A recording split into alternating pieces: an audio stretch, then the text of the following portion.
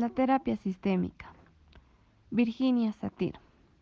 Datos biográficos sobre Virginia Satir.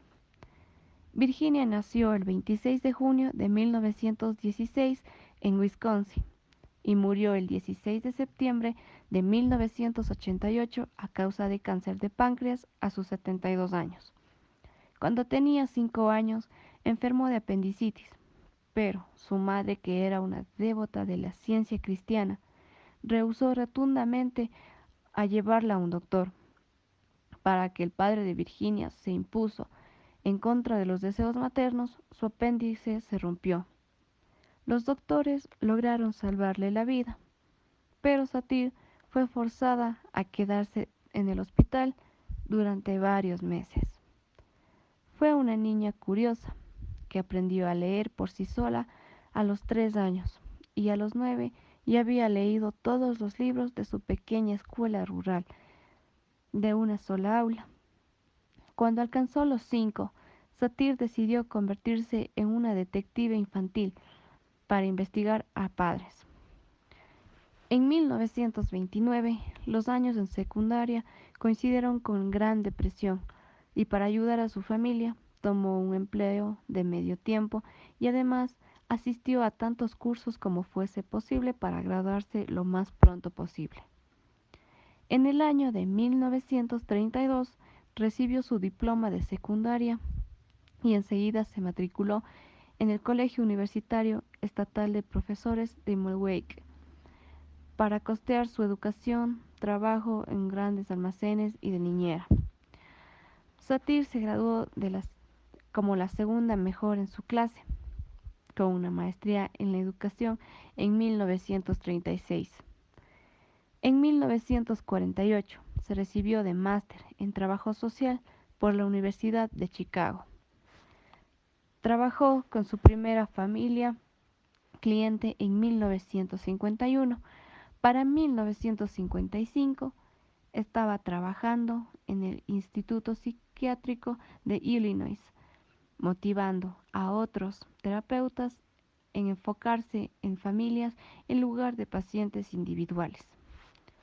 Las contribuciones que tuvo Satir fue: confundó el Mental Rage Institute de Palo Alto de California. El instituto recibió una subvención de la salud mental en 1969, permitiéndoles comenzar el primer programa formal de entrenamiento en terapia familiar jamás ofrecido. Fue una notable autora, trabajadora social y psicoterapeuta estadounidense, conocida especialmente por su enfoque en la terapia familiar. Virginia Satir fue fundadora de la terapia familiar, una de las figuras más importantes de la teoría sistémica. Todo su trabajo fue hecho bajo el concepto de volverse más plenamente humano, a partir de la posibilidad de una tríada nutricia de padre, madre e hijo.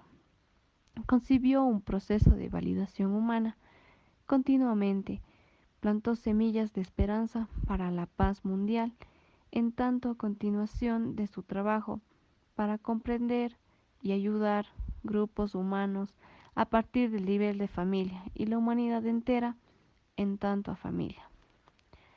Esta gran autora tuvo gran influencia en la psicología humanista.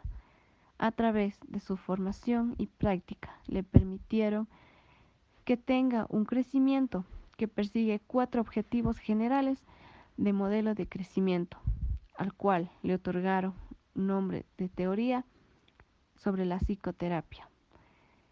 En una de estas se encuentran diferentes etapas, la cual la primera está en aumentar la autoestima.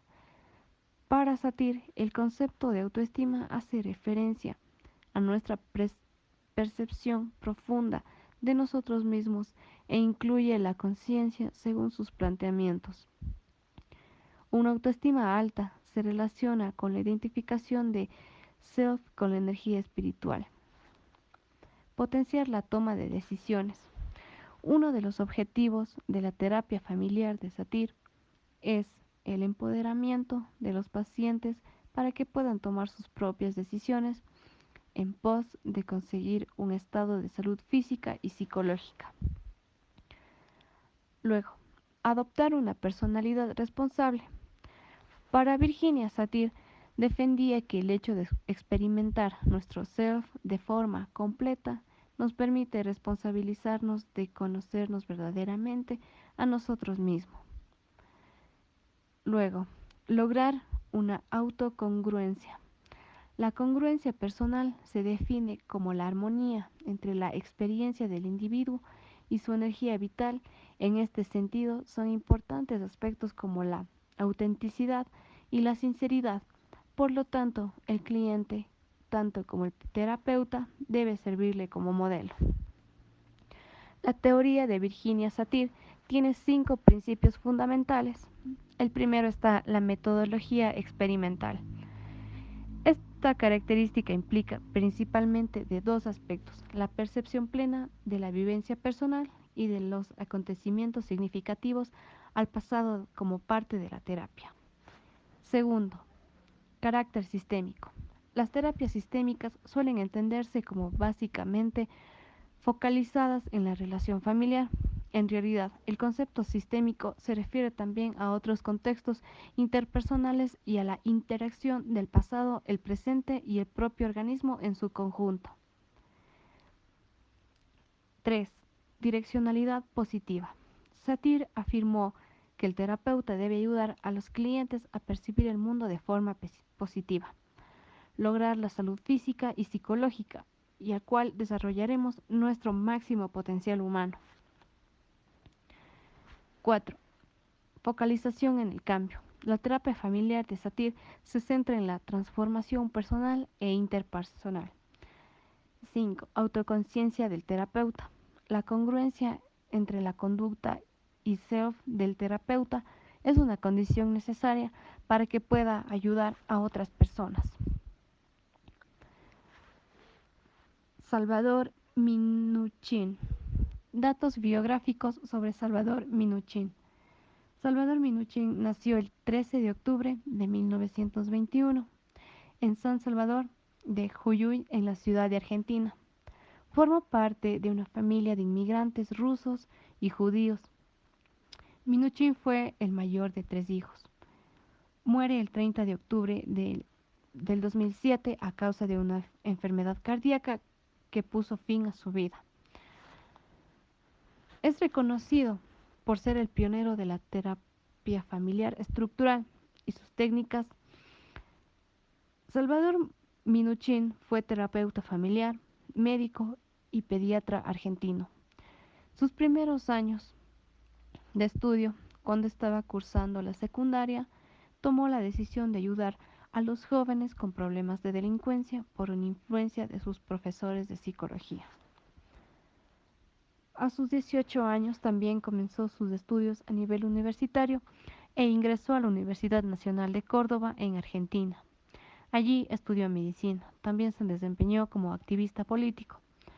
Para complementar sus estudios, realizó sus prácticas en el área pediátrica e incluso se especializó en la rama de la psiquiatría infantil.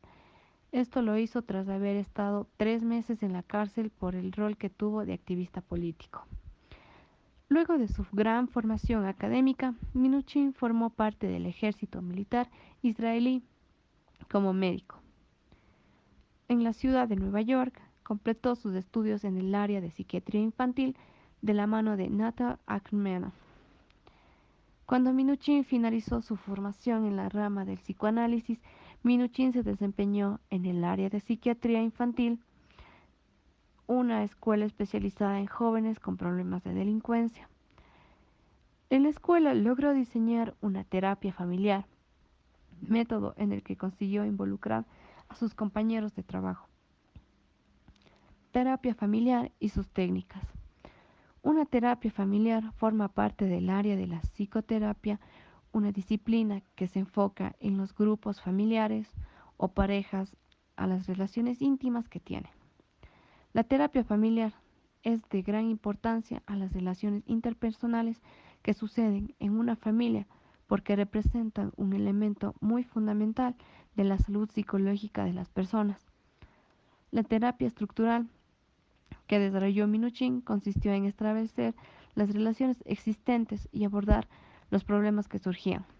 Para Minuchin era importante determinar la dinámica de poder que ocurría en el grupo familiar, así como los límites que se establecen. Este modelo se distingue del resto porque el terapeuta adopta un rol activo en el proceso, es decir, el terapeuta familiar forma parte de las familias con el objetivo de conocer de primera mano su dinámica de funcionamiento. He aquí algunas reglas de Minuchin. En la terapia familiar se establecieron reglas para regular la interacción del terapeuta.